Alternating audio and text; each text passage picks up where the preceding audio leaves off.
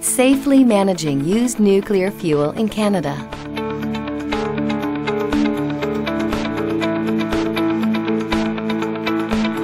When uranium is mined from the ground, it is not directly usable to generate electricity.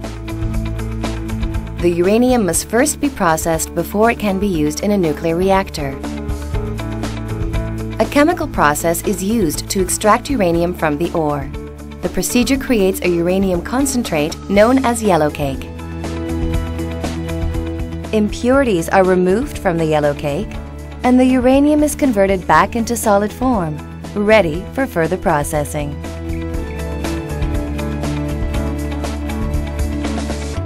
It is ground into a sugar-like powder, which is then pressed into pellets.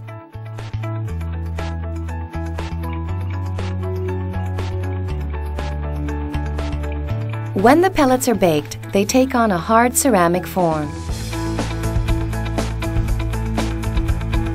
The ceramic fuel pellets are packed into pencil-like tubes made of zircaloy.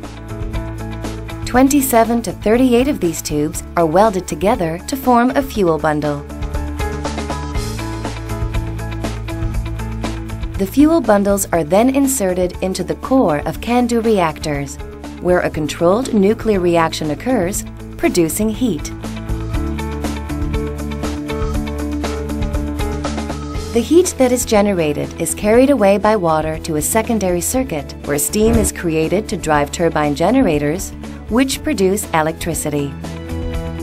The steam is then cooled, condensed back into water, and returned to the steam generator, where it is circulated again.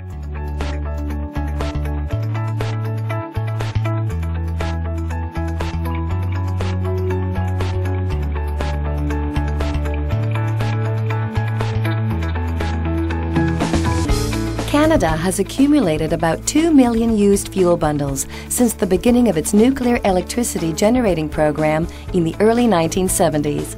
Stacked like cordwood, all of these could fit into 6 NHL-sized hockey rinks, from the ice surface to the top of the boards. After approximately 18 months in a CANDU reactor, used fuel bundles are removed and placed in water-filled pools for 7 to 10 years to reduce their heat and radioactivity.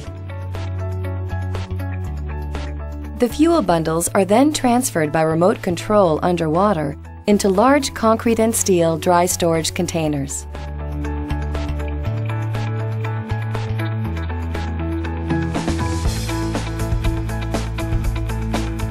The dry storage containers are moved using a specially designed vehicle from the reactor building to a nearby facility on site where they are welded shut.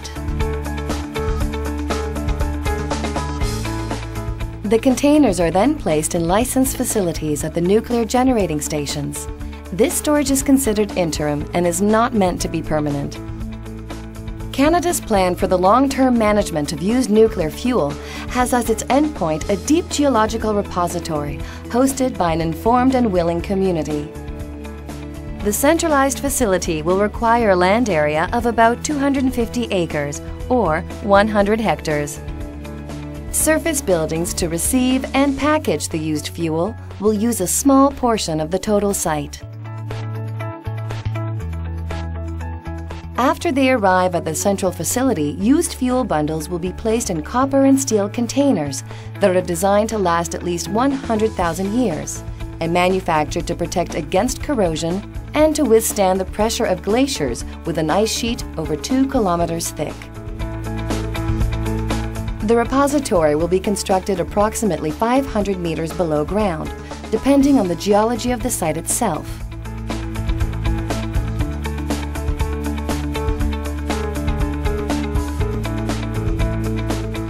Once delivered underground, the containers will be transferred along a network of horizontal tunnels to rooms excavated in stable rock. They will be placed in boreholes drilled into the floor or within the excavated tunnels themselves.